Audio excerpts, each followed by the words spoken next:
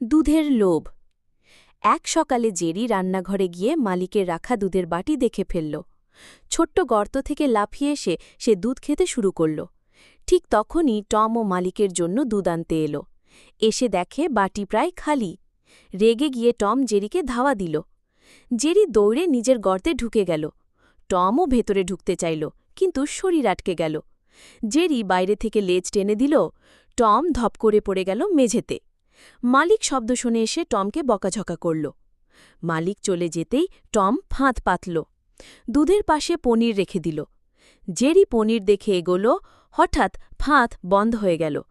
কিন্তু জেরি আগে থেকেই চালাকি করে রেখেছিল। পনিরে বাঁশি বেঁধে রাখায় টান দিলেই ফাঁদ খুলে গেল, আর জেরি হেসে পালাল।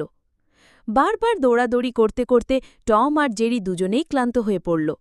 আবার মালিক দুধ এনে টেবিলে রাখল।